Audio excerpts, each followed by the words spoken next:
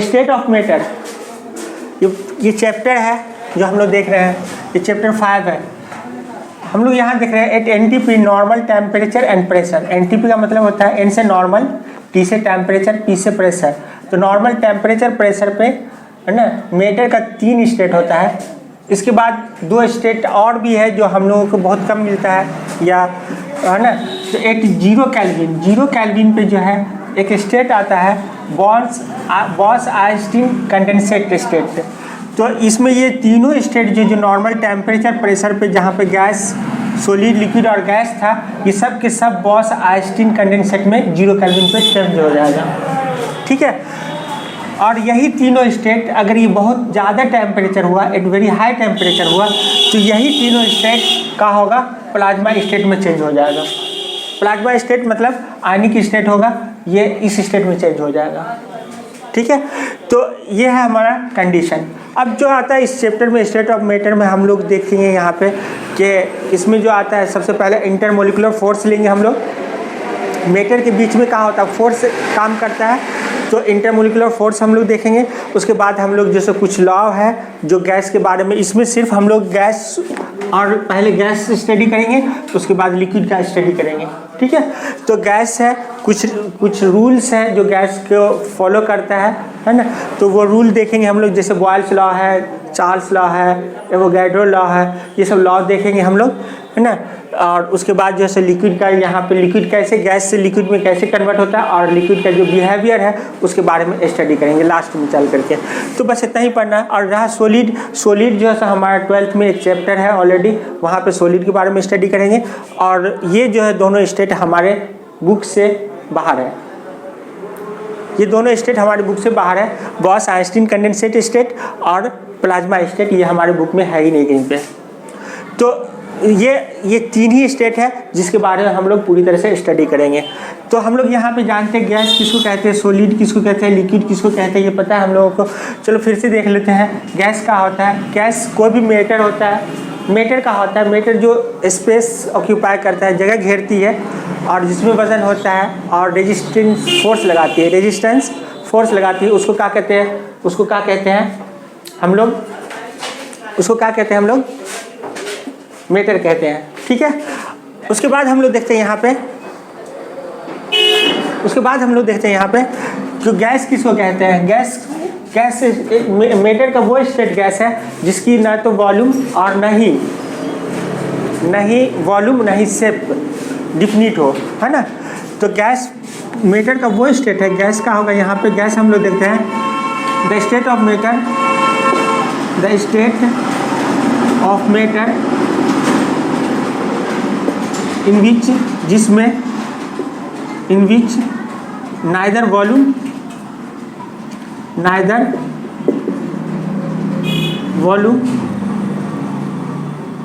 Nor shape is definite. ठीक है। नहीं तो इसमें वॉल्यूम और ना ही शेप जो है डिफिनिट रहेगा, निश्चित रहेगा। ठीक है। तो इसको हम लोग क्या कहते हैं, गैस कहते हैं। जैसे हम लोग देख सकते हैं गैस में यहाँ पे बहुत सारा गैस है। इसी एग्जाम्पल के तौर पर हम लोग देख सकते हैं नाइट्रोजन है, हाइड्रोजन है, ऑक्सीजन है, ये सब एनटीपी पे, एट एनटीपी पे क्या होता है, गैस होता है। ठीक है। At NTP normal temperature pressure पे ये सब के सब गैस होता है। चलो दूसरा हम लोग देखते हैं यहाँ पे सॉलिड, गैस है, उसके बाद लिक्विड लेते हैं, सॉरी दूसरा देखते हैं हम लोग लिक्विड। लिक्विड क्या होता है यहाँ पे, the state of matter, the state of matter having definite volume but not definite shape, but not definite shape is called, उसी को क्या कहते हैं हम लोग, लिक्विड कहते हैं। लिक्विड का जैसे इजी एग्जांपल के तौर पर हम लोग लेते हैं H2O, वाटर हो गया, ऑयल हो गया, है ना, ये सब का है 8 NTP लिक्विड है। लिक्विड में होता क्या चीज़ है, यहाँ पर हम लोग देखते हैं लिक्विड में होता क्या चीज़ है कि इसका शेप जो है डिफिनिट नहीं होता। जिस बर्तन में हम लोग इसको रखते हैं, जिस बर्तन में भी इसको रखेंगे वो उसी का शेप ले लेता है। जिस बर्तन में, जिस कंटेनर में, जिस वेसल में इसको हम लोग रखेंगे वो उसी का शेप लेगा। अगर गिलास में रखेंगे तो गिलास का शेप ले लेगा, है ना, और अगर कुछ जग में रखेंगे तो जग का शेप ले लेगा।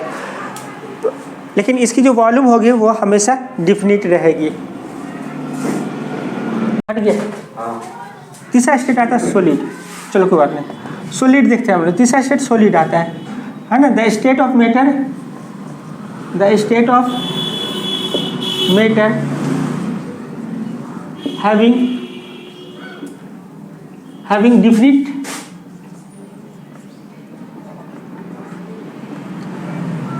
shape and volume। ठीक है, वॉल्यूम।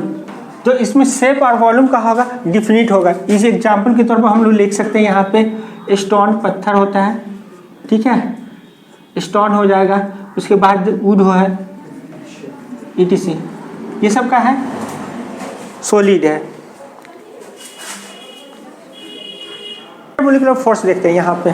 इंटरमोलिकुलर फोर्स को कई हिस्से में डिवाइड किया गया है। इंटरमोलिकुलर फोर्स को कई हिस्से में डिवाइड किया गया है। सबसे पहला हम लोग आते हैं यहाँ पे, सबसे पहला फोर्स आते हैं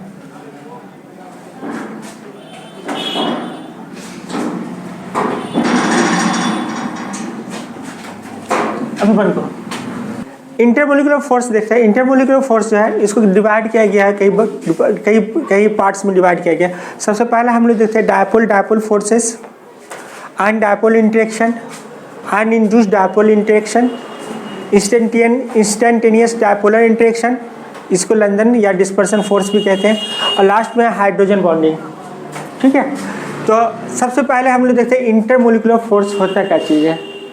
इंटरमोलिकुलर, जैसा कि नाम से पता चल रहा है, दो मॉलिक्यूल के बीच में जो फोर्स लगती है ना, उस फोर्स को क्या कहते हैं, इंटरमोलिकुलर फोर्स कहते हैं। दो मॉलिक्यूल के बीच में जो फोर्स लगती है उसे इंटरमोलिकुलर फोर्स कहते हैं। ये फोर्स हो सकता है अट्रैक्टिव हो या फिर हो सकता है रिपल्सिव हो।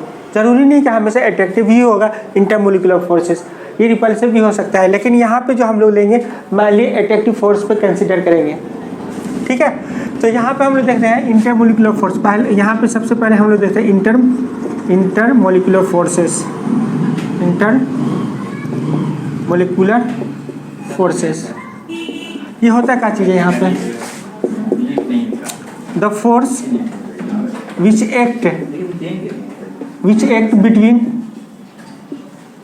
To molecules,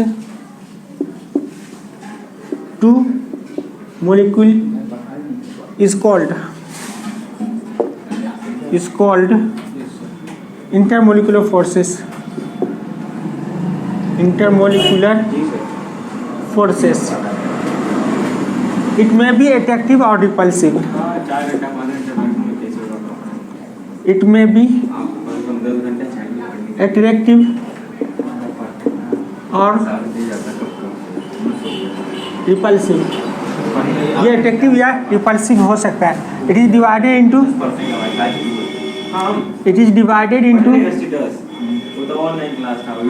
into following types.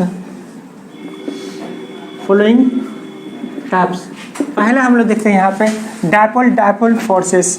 सबसे पहले हम लोग देखते हैं डायपोल होता क्या चीज़ है। सबसे पहले हम लोग देखते हैं डायपोल होता क्या चीज़ है ना।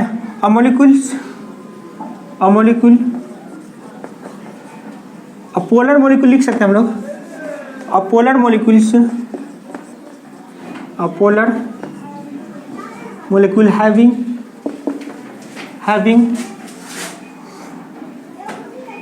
टू अपोजिट चार्ज, ठीक है। जैसे हम लोग देखते हैं यहाँ पे HCl देखते हैं हम लोग यहाँ पे। तो क्लोरीन हम लोग जानते हैं ज़्यादा इलेक्ट्रोनेगेटिव होता है, हाइड्रोजन कम इलेक्ट्रोनेगेटिव होता है। तो क्लोरीन पे क्या होगा, क्लोरीन जो है सो ये बॉन्डेड पेयर इलेक्ट्रॉन को अपनी तरफ ज़्यादा अट्रैक्ट कर लेगा, जिसकी वजह से क्लोरीन के ऊपर पार्शियल नेगेटिव चार्ज आ जाएगा। और हाइड्रोजन का जो है बॉन्डेड पेयर जो हिस्सा लिया है, बॉन्डिंग में जो हिस्सा लिया है, वो इलेक्ट्रॉन क्लोरीन की तरफ ज़्यादा शिफ्ट कर जाएगा, जिसके कारण हाइड्रोजन पे पार्शियल पॉजिटिव चार्ज आ जाएगा। ठीक है, तो यहाँ पे हम लोग देख रहे हैं, यहाँ पे परमानेंट दो पोल डेवलप हो गया, एक पॉजिटिव और एक निगेटिव। एक ही मॉलिक्यूल के अंदर दो पोल डेवलप हो गया, ये परमानेंट है ना। तो इसको हम लोग क्या कहेंगे, डायपोल कहेंगे। इस मॉलिक्यूल को हम लोग क्या कहेंगे, डायपोल कहेंगे। ये हो गया। दूसरा हम लोग देखते हैं वाटर में, देखते हैं हम लोग यहाँ पे, ये भी एक डायपोल है। देखो यहाँ पे हाइड्रोजन है और इधर हाइड्रोजन है। ऑक्सीजन ज़्यादा इलेक्ट्रोनिगेटिव होता है तो इस पर partial negative charge, hydrogen partial positive charge होगा। और फाइनली अगर इसको अगर हम लोग राउंड करेंगे तो इधर का होगा पार्शियल निगेटिव और इधर का हो जाएगा पार्शियल पॉजिटिव चार्ज हो जाएगा। हो जाएगा ना। तो ये भी क्या हो गया, डायपोल हो गया। ये भी क्या हो गया, डायपोल हो गया। तो इस तरह की मॉलिक्यूल को हम लोग क्या कहते हैं, डायपोल कहते हैं। अब देखो यहाँ पे डायपोल इंटरेक्शन, पहला हम लोगों का कहा है डायपोल फोर्सेस है, या डायपोल इंटरेक्शन। इसको बता दें, द फोर्स विच ऑपरेट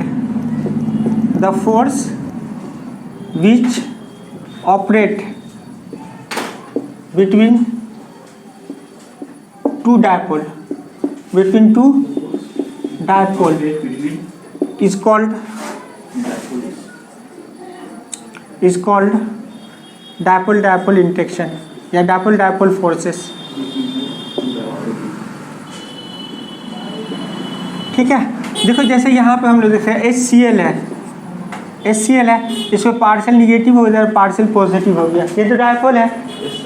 तो ये क्या करेगा, दूसरे वाले को क्या करेगा, अपनी तरफ खींचेगा।